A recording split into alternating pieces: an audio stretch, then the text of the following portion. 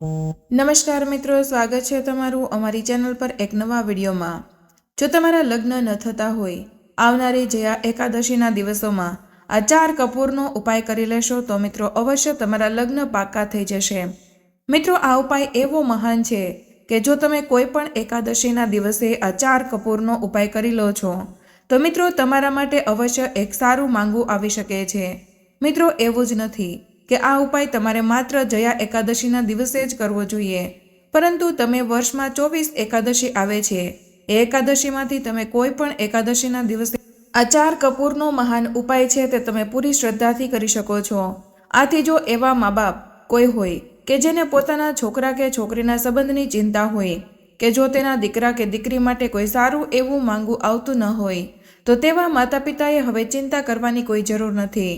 અમે તમને આજના વિડીયોમાં એવો એક મહાન ઉપાય જણાવવાના છીએ કે જે ઉપાયને તમે કરીને પોતાના દીકરા કે દીકરીના લગ્ન કરાવી શકો છો।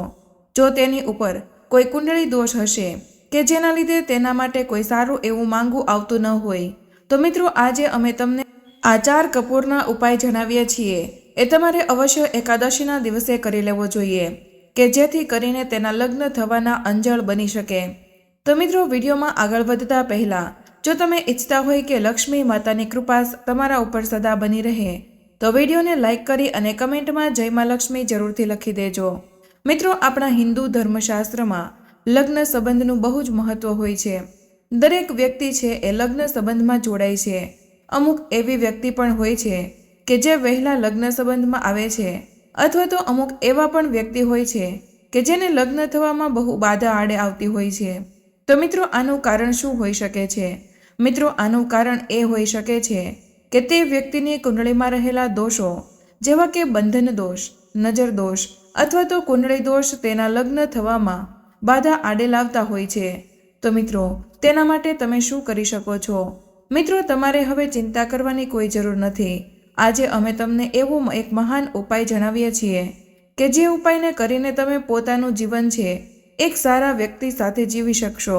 મિત્રો, આ ઉપાય છે તેને જ્યોતિષ શાસ્ત્રમાં તેમજ વાસ્તુશાસ્ત્રમાં પણ જણાવવામાં આવ્યો છે।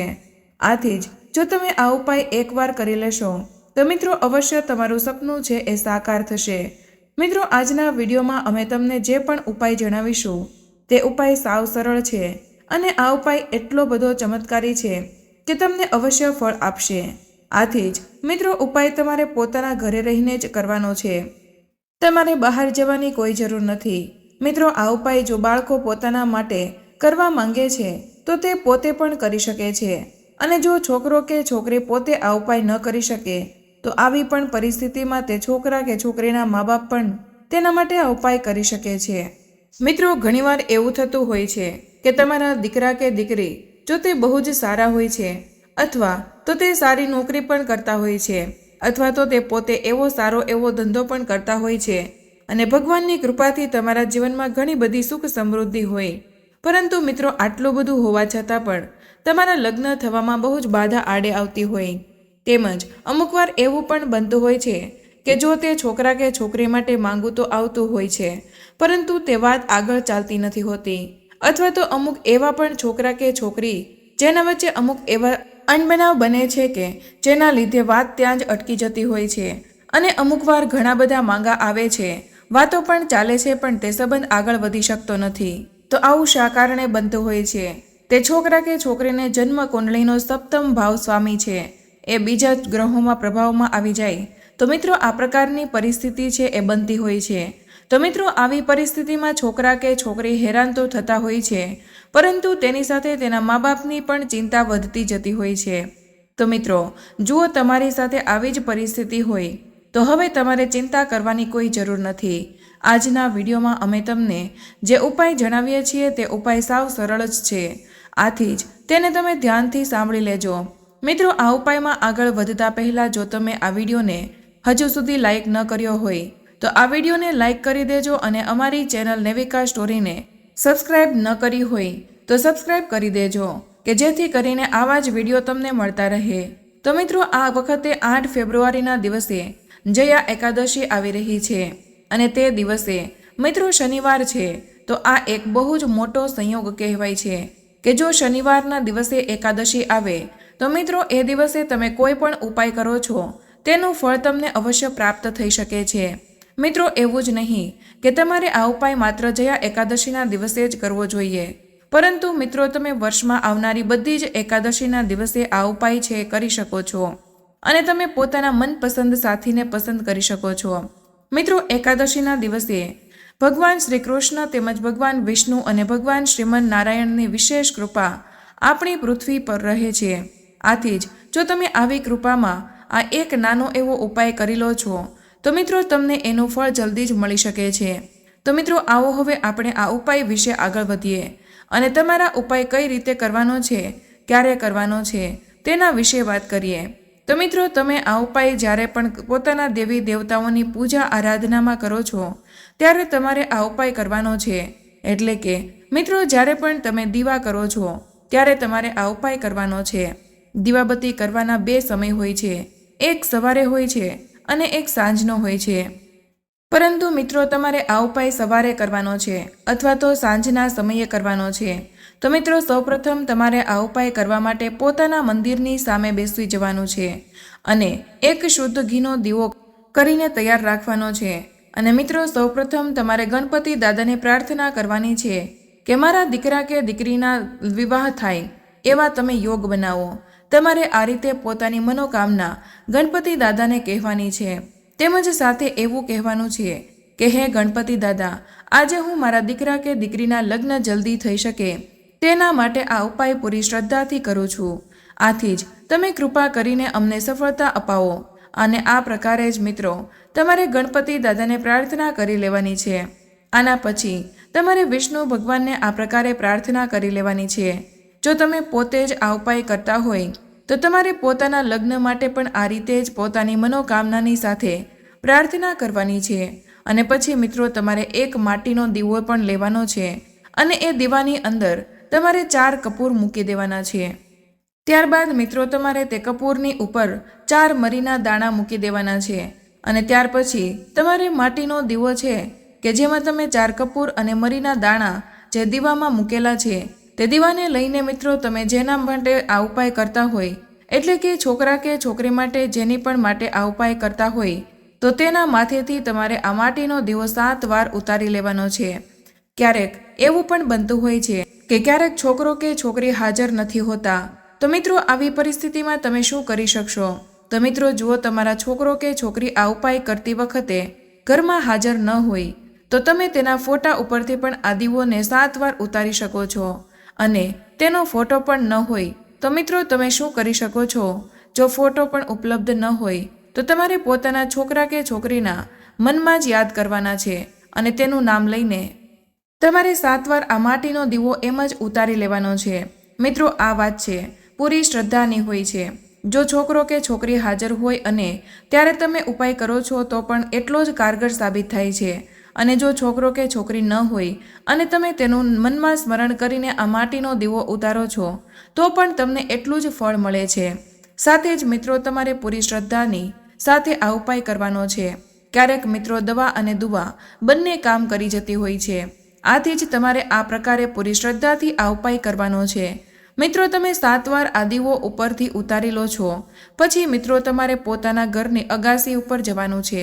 ત્યારબાદ જો મિત્રો જે લોકો પણ અગાસી ન હોય અને માત્ર ખોરડું જ હોય તો મિત્રો તે જગ્યા ઉપર તમારે આ દીવો સળગાવવાનો છે। અને મિત્રો એ પહેલાં તમારે ભગવાન વિષ્ણુને પ્રાર્થનાઓ કરવાની છે કે હે પરમપિતા, મારો દીકરો કે દીકરી કે જેના માટે તમે ઉપાયો કરી રહ્યા હોય તેની જન્મ કુંડલીમાં જે પણ દોષો બનેલા હોય કે જે દોષના લીધે તેના લગ્નમાં બાધા આડે આવે છે, તેમજ તેના માટે માગું નથી આવતું અને માગું આવે છે તો વાત આગળ ચાલતી નથી, તો જે પણ દોષના લીધે તેના જીવનમાં જે સમસ્યા આવે છે તે દોષોને તમે જલ્દી જ દૂર કરી દો અને તેના લગ્નના યોગ બનાવો। મિત્રો જેવી રીતે તમે આ કપૂર અને 4 મરીના દાણા સળગાવો છો એ જ રીતે તમારા દીકરા કે દીકરીની કુંડળીમાં જે પણ દોષ હશે તે આ કપૂર અને 4 મરીના દાણા જેમ સળગશે તેવી જ સાથે એ દોષ છે એ દૂર થઈ જશે અને ઉપાય તમે આ રીતે કરી લેશો તો તમારા દીકરા કે દીકરીના લગ્ન છે એ મિત્રો જલ્દી જ થઈ જશે।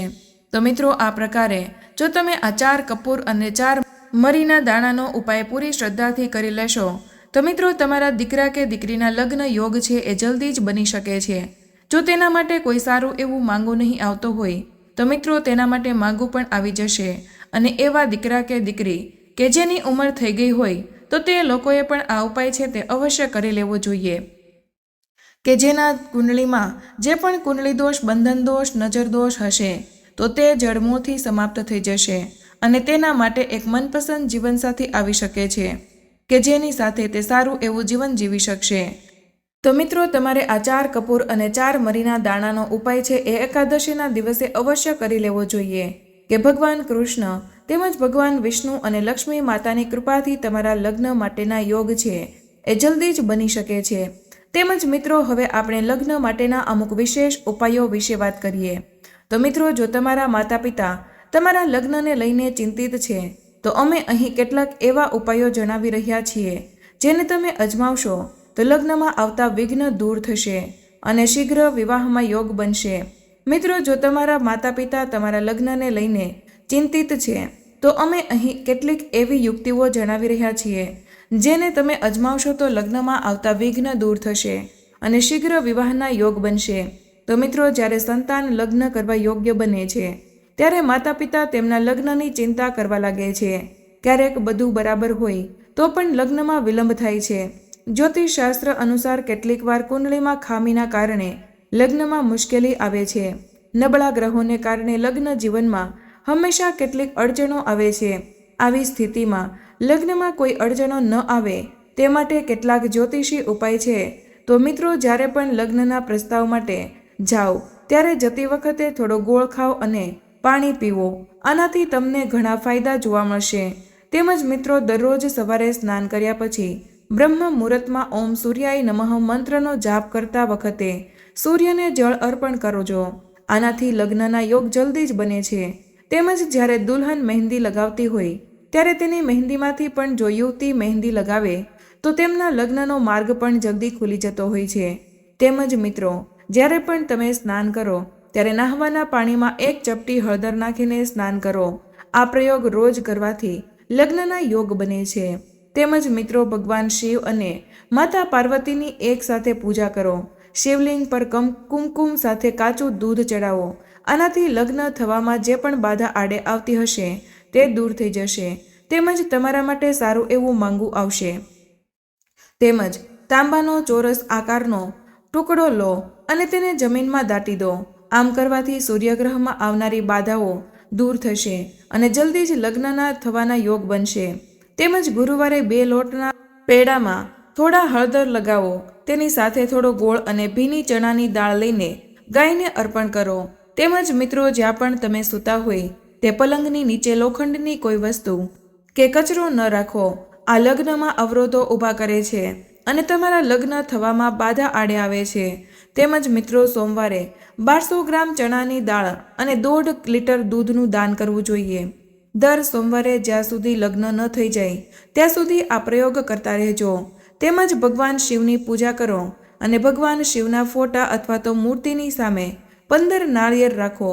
આ મંત્રનો જાપ કરો. આ પછી મંદિરમાં આ નાળિયેર ચડાવો. તેમજ મિત્રો વહેલા લગ્નના ઉપાય તરીકે શરીર પર પીળા વસ્ત્રો પહેરવા જોઈએ. તેમજ દુર્ગા સપ્તમીના રોજ સ્તોત્રમનો પાઠ કરવો. અવિવાહિત લોકોના લગ્ન જલ્દી થાય છે. તેમજ જો કોઈ યુવક લગ્ન માટે છોકરી જોવા જઈ રહ્યો હોય તો તેને ગોળ ખાઈને જવું જોઈએ. આનાથી વહેલા લગ્ન થાય છે. તેમજ શીઘ્ર વિવાહના ઉપાય તરીકે શ્રી ગણેશની પૂજા કરવી જોઈએ. તેમને લાડુ ચડાવવા જોઈએ. આમ કરવાથી અપરિણીત પુરુષોના લગ્નમાં આડે આવતી અડચણો દૂર થાય છે. જ્યારે છોકરીઓએ ગણપતિ મહારાજને માલપુઆ અર્પણ કરવા જોઈએ. તેમજ વહેલા લગ્ન માટે નવગ્રહ યંત્રની સ્થાપના અને પૂજા સ્થાન પર કરવી જોઈએ.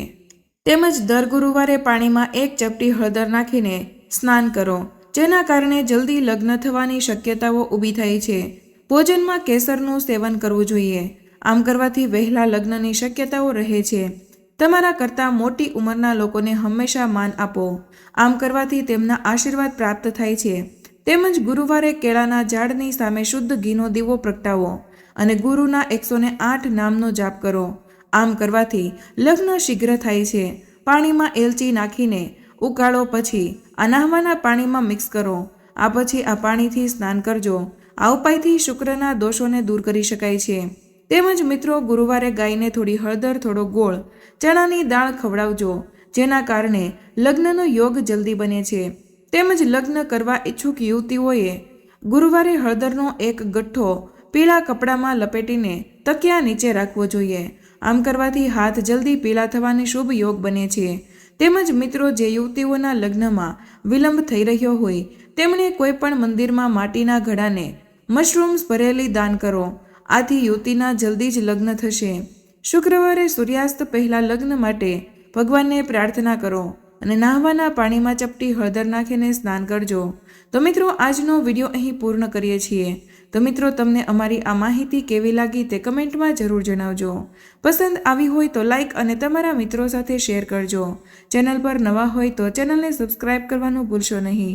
મળીએ એક નવા વિડીયોમાં. ત્યાં સુધી બધા જ મિત્રોને જય શ્રી કૃષ્ણ, જય મા લક્ષ્મી. ધન્યવાદ.